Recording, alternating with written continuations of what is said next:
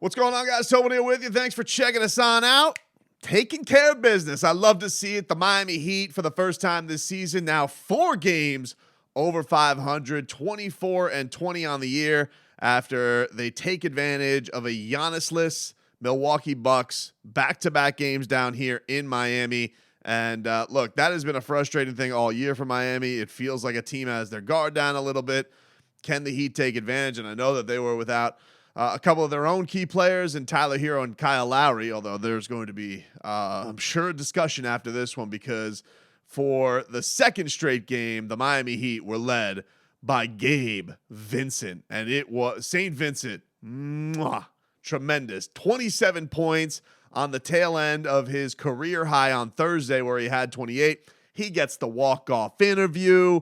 Life is good for Gabe Namdi. I mean, he is tremendous. He really was. He had it all going on in the first half of this game. Really was the key to everything Miami was doing. 21 points in the first half. And really was, you put this on a national stage, 1 p.m., ABC. And look, this was the thing this week coming into it. You had what you thought was going to be a measuring stick week because you're taking on the Nets, which it was a heartbreaking loss, but you lose KD in the middle of that game, so you don't really get a real feel for it. Then you have a game where it's Jimmy and the undrafteds because everybody is hurt and everybody is out, but you show resilience. And then you have these back-to-back games against the Bucks who sit their star and don't have Chris Middleton either, so you're not really getting that full vibe of the playoffs or any of that stuff. So while it wasn't maybe the true measuring stick, I think we are seeing a lot of growth from this Heat team, and I think a lot of that goes to a couple of things, and particularly in these last 2 games, goes to the outstanding play of Gabe Vincent. And then Victor Oladipo just continues to shine. I mean, this guy is so good in that fourth quarter. He just takes over. I don't know what the numbers are. Not a stats guy. You know, I'll peruse a box score, but all that second spectrum, cleaning the glass. I'm an old eye test most of the time. I only use stats when it will buoy my my bias arguments. That's how I usually go. However, I need somebody to do a study of what like the second check-in Vic is because it feels very much like when he comes in that first half, feeling things out, doesn't always necessarily get off to the hottest start. But that second check-in for Victor Oladipo, this dude looks like a superhero. He is the closer. Like he is the absolute shutting the door piece for Miami. And there's not a debate with it. This guy has opened up, I think, everybody's eyes to what he can be for this team. This turnaround that Miami has gone on, this resurgence Miami has gone on, it has coincided with Victor Oladipo looking like the Victor Oladipo that people have wanted here all along. And that's the thing that's funny about it. You know, you think back to all the whales, all the harpooning, all the orcas, all the that was going on. Vic was part of that. You know, Victor Oladipo was an orca. Victor Oladipo was a whale that people wanted here. He was the guy with the D-Wade ties. He was the guy with the great relationships with D-Wade, which, by the way, D-Wade, thank you so much. Thank you. Still Cruton all these years after. Where the hell is his Francis Suarez? Where the hell is his damn street sign? And Heat, where the hell is his statue? How are you going to let Dirk Nowitzki get a statue before him? We got to get on this for the GOAT. Anyway, another story for another day. It has coincided with Victor Oladipo and his resurgence. And for my money, I think that you look at this and you're like, all right, Jimmy, you know you're going to close games with him, although didn't need him today. No fourth quarter for Jimmy. Didn't need him. Bam Adebayo, obviously. And Tyler Hero, of course, is going to close games for Miami, typically. Vic has solidified it for me. Like, he's got to be out there. And, you know, the question is going to be for this Heat team, going forward, who is going to get that final spot when you're typically closing out games? I think that is your is it going to be a Caleb Martin? Is it going to be a guy they trade for? And does Kyle Lowry play into that at all? I don't know. I mean, like, Kyle's been out now. He's had this knee soreness that has flared up. Before that, he was in his worst offensive funk of the season. And it's hard to ignore all of the trade fodder that is out there. Like, it is.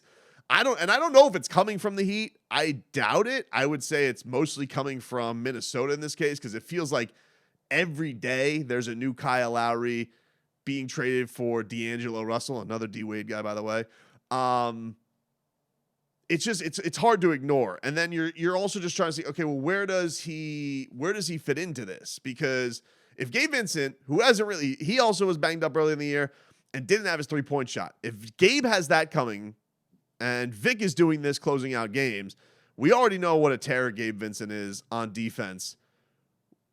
Where does Kyle Lowry fit into that? I don't know. But for right now, for the task at hand, for where they are, what they're going into, going out on the road now, got Atlanta coming up on Monday in an afternoon, matinee action on MLK Day.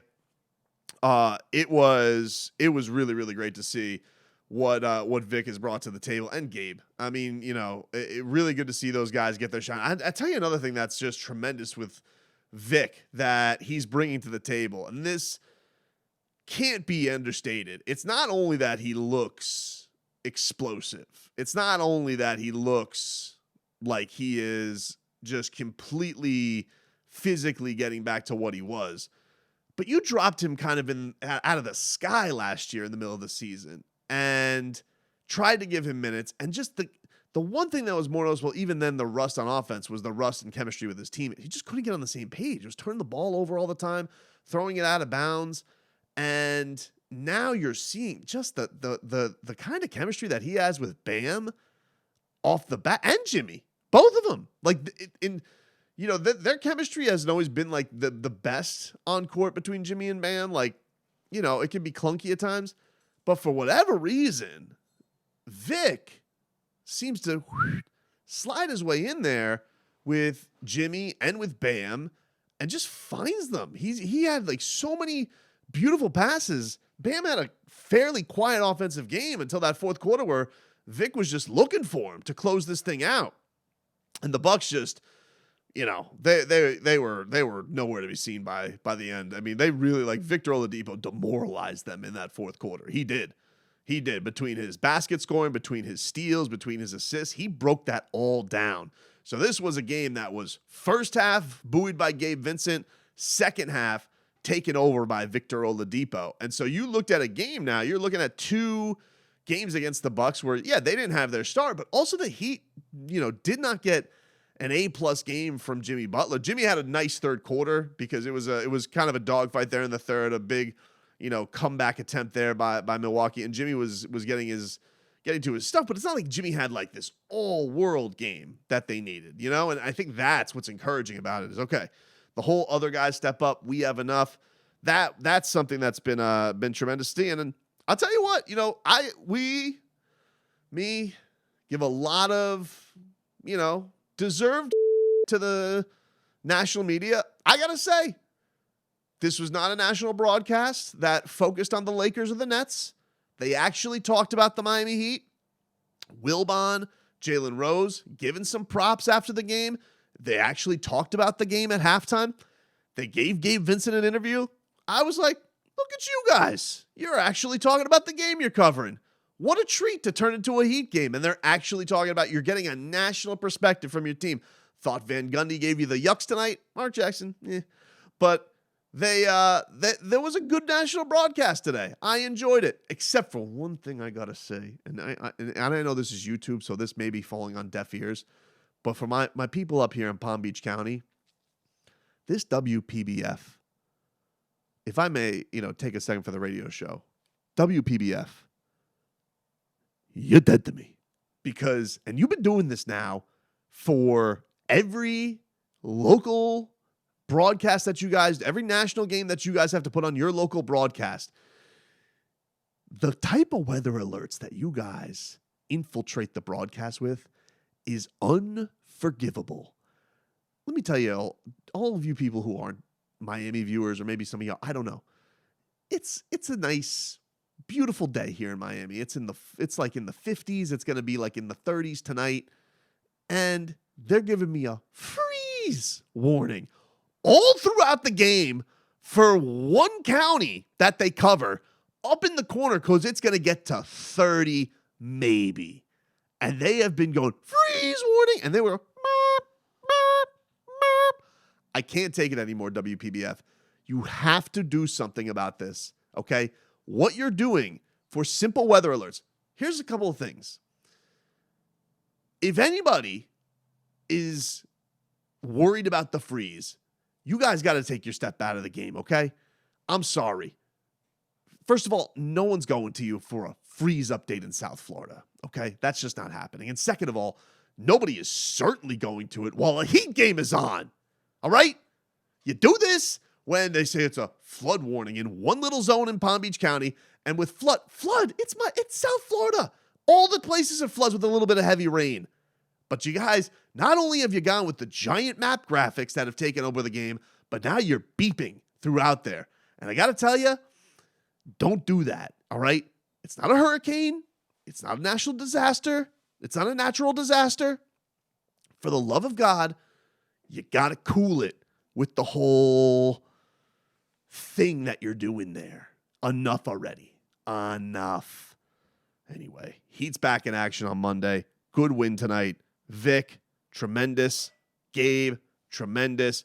Nice to see the Heat starting to move their way up. 4 games over for the first time this season. Big time W.